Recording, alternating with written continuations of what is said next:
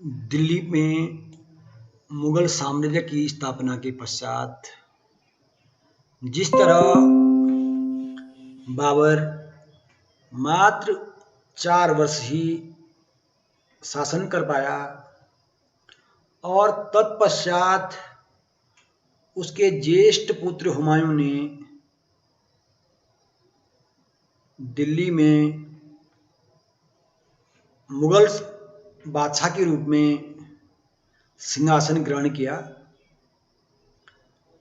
तो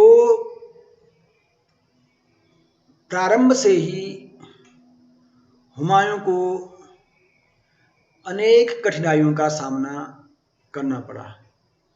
जैसे हमने पिछले शीर्षक में हुमायूं की कठिनाइयों पर चर्चा की और पाया कि किस तरह हुमायूं में कुछ अपनी अयोग्यता के कारण तथा कुछ असंगठित मुगल साम्राज्य के कारण हुमायूं को असफलता का सामना करना पड़ा और परिणाम स्वरूप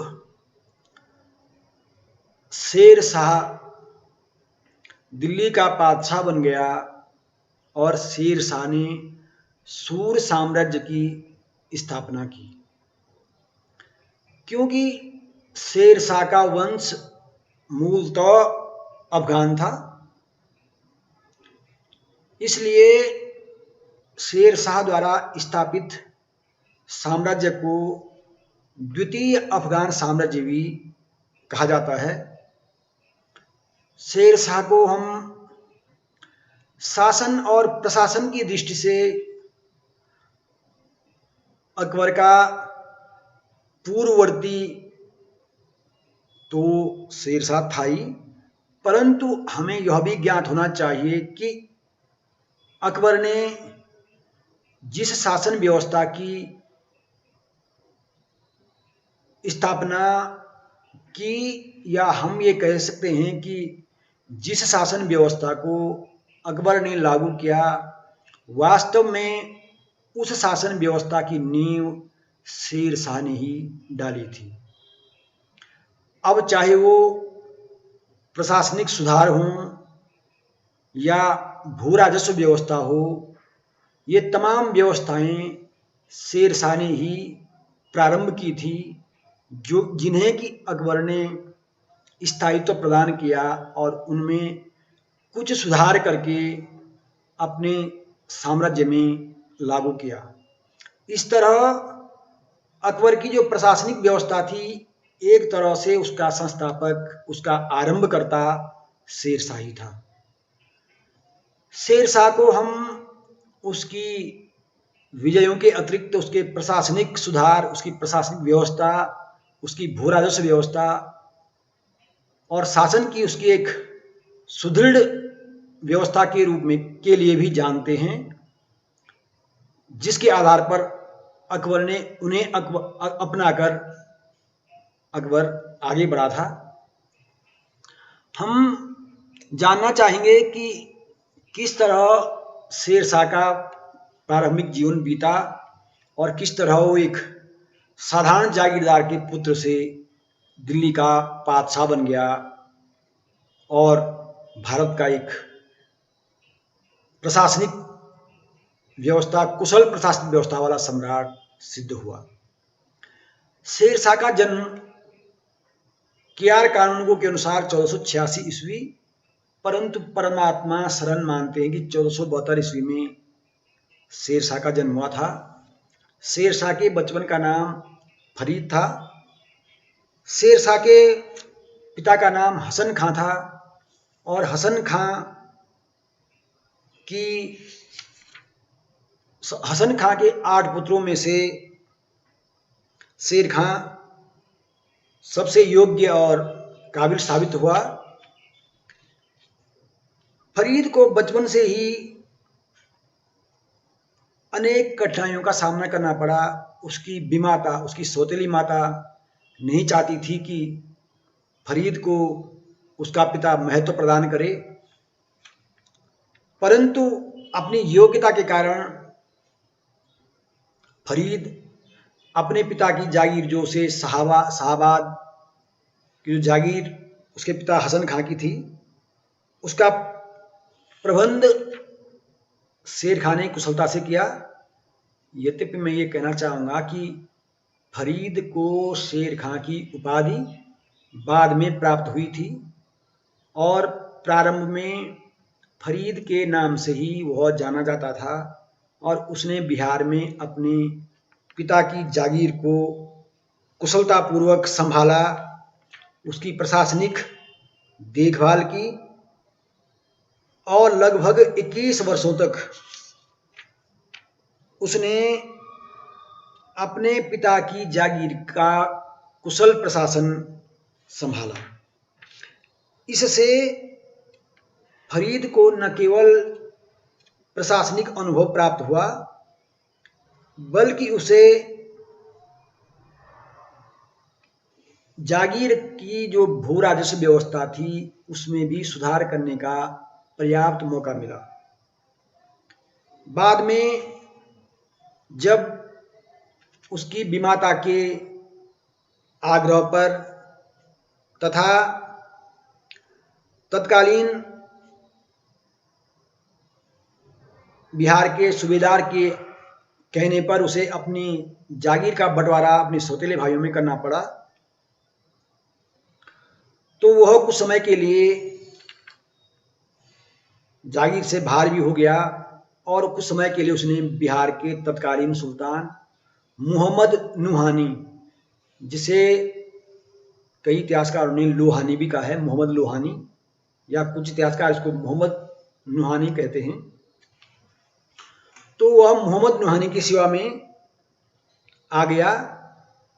मोहम्मद नुहानी की सेवा में रहते हुए वह मोहम्मद नुहानी के पुत्र जलालुद्दीन नुहानी का उस्ताद नियुक्त हुआ और एक बार जब वह नुहानी के साथ शिकार खेलने जा रखा था तो शेर के आक्रमण करने पर फरीद खान ने बड़ी वीरता दिखाते हुए शेर को मार दिया और इससे खुश होकर मोहम्मद नुहानी ने फरीद को शेर खां की उपाधि दी और अब फरीद शेर खां कहलाने लगा।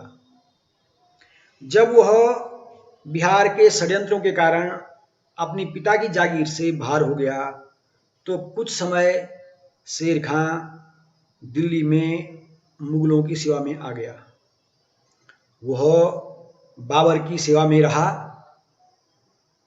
परंतु बाद में 15 महीने बाबर के साथ रहने पर उसने मुगलों की सैन्य पद्धति, तोपखाने, अमीरों के चरित्र आदि का अध्ययन किया, उनको परखा और किसी कारणवश जब उसे लगा कि बाबर और मुगलों को उस पर शक हो रहा है तो 15 महीने बाद वह भाग गया। उसे डर था कि कहीं बाबर उसकी हत्या न करवा दे और पुनः वह सुल्तान मोहम्मद नुहानी की सेवा में आ गया।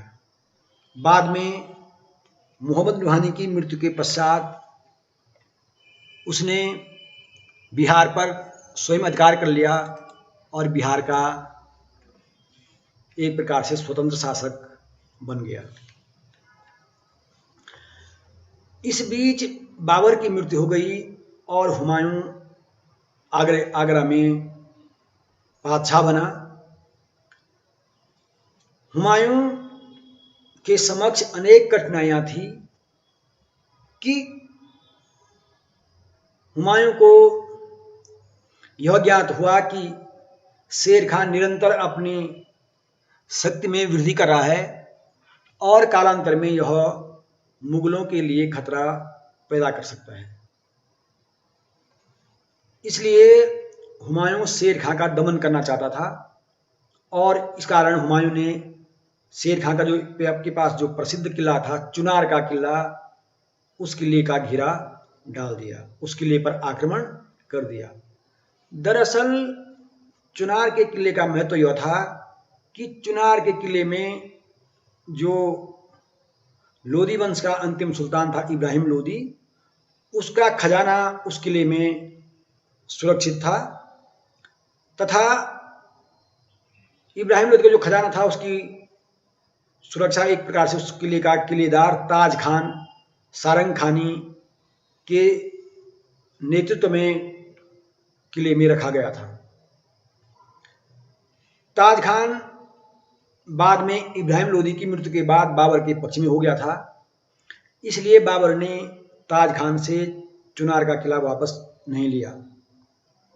जब ताज खान की मृत्यु हुई तो शेर खान ने ताज खान की विधवा लाड मलिका से विवाह कर लिया और इस तरह शेर खान को चुनार का किला तथा इब्राहिम लोदी का खजाना दोनों मिल गए।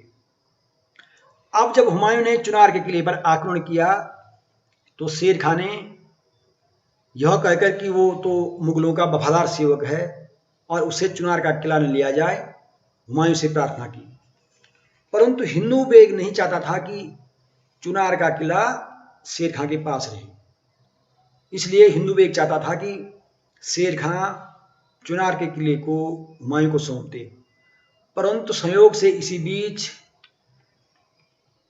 जो मोहम्मद जमा मिर्जा था, जो हुमायूं का विद्रोही था और हुमायूं से भाग के बहादुर शाह ने उसे शरण दे दी थी, तो हुमायूं ने बहादुर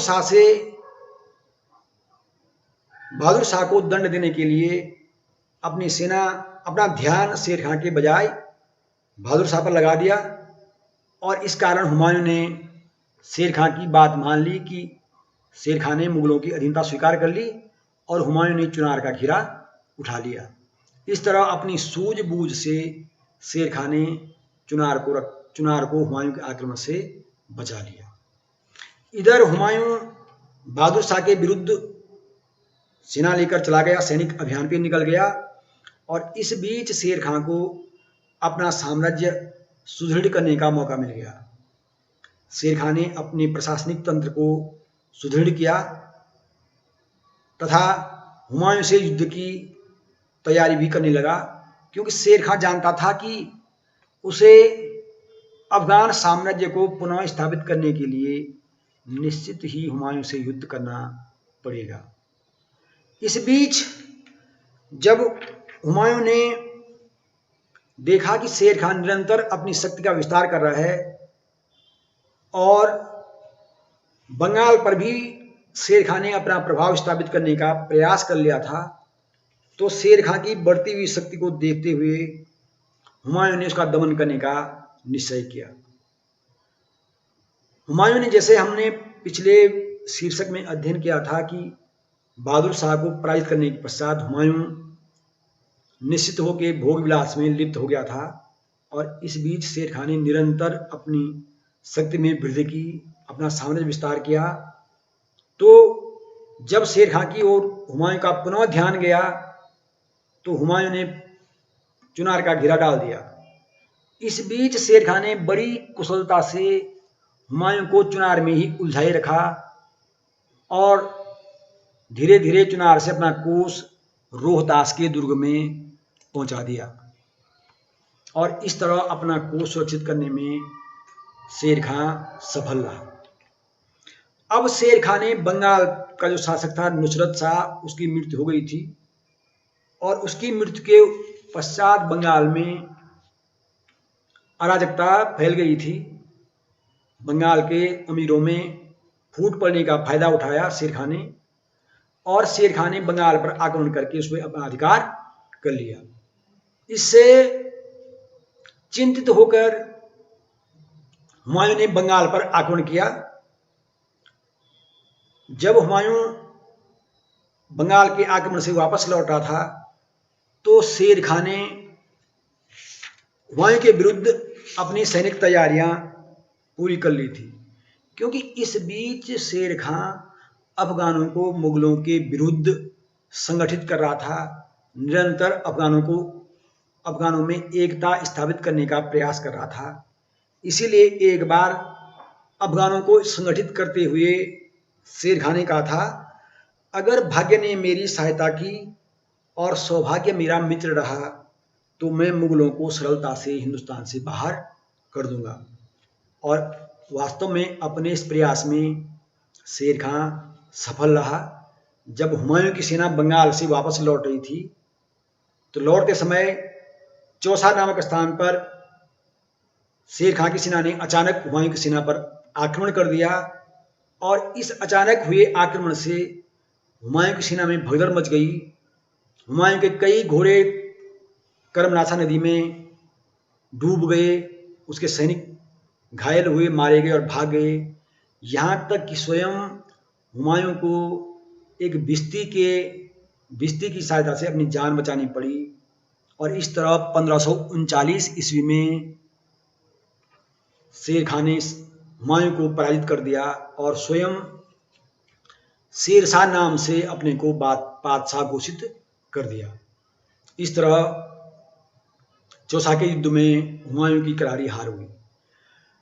हुमायूं अपने भाइयों से सहायता प्राप्त करना चाहता था, परंतु उसके भाइयों ने सहायता करने के बजाय उल्टा उसके लिए कठिनाइयां खड़ी की और परिणाम तो 1540 ईस्वी में कन्नौज के युद्ध में शेर खां से हुमायूं की करारी हार हुई और हुमायूं हार कर उसे भागना पड़ा और भारत से भागकर वह सिंध की ओर भागता हुआ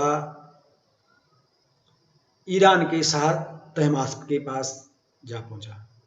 इस तरह 1540 में भारत में द्वितीय अफगान साम्राज्य की स्थापना हुई और शेरशाह भारत का बादशाह बन गया। अब शेरशाह ने अपने साम्राज्य को सुदृढ़ करने का प्रयास किया।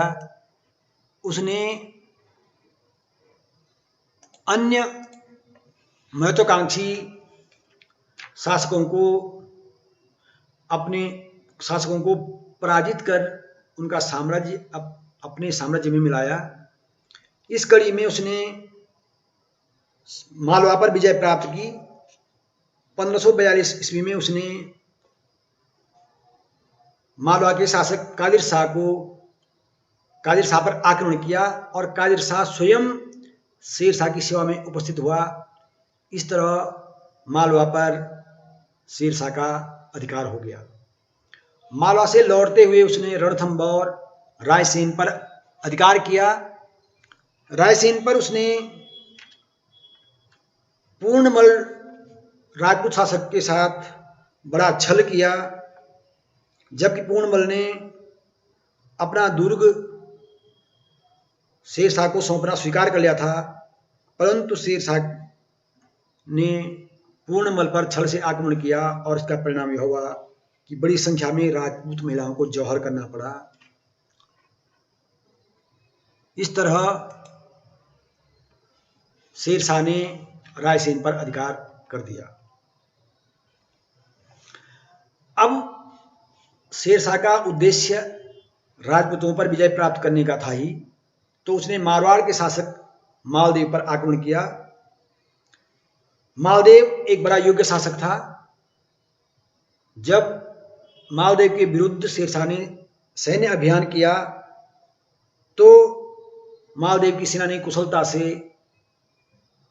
शेरशाह का सामना किया। इस पर आसानी से विजय प्राप्त न होते देख शेरशाह ने कुछ राजपूत योद्धाओं के जाली पत्र तैयार करवाए, जिन्हें कि ऐसा इस ढंग से तैयार किया गया कि राजपूतों ने स्वयं शेरशाह से मालदेव के विरुद्ध युद्ध करने का निवेदन किया हो और युद्ध में जैसे वो शेरशाह का साथ दे रहे हों। और ये पत्र जो है धोखे से मालदेव को दिखाए गए, जिससे मालदेव को ये लगे कि राजपूत का साथ छोड़कर शेरशाह का साथ दे रहे हैं। इस तरह मालदेव को राजपूतों के प्रति सशंकित करके शेरशाह ने मालदेव को आंतरिक रूप से कमजोर किया और राजपूतों के मन में अविश्वास पैदा कर दिया।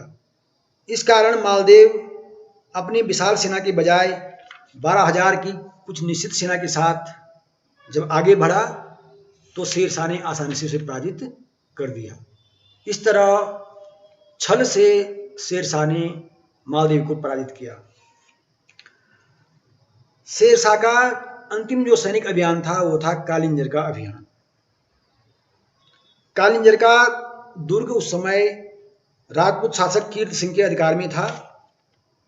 इसका प्रशासनिक महत्व होने के कारण और सामरिक महत्व के कारण शेरशाह कालिंजर पर अधिकार करना चाहता था।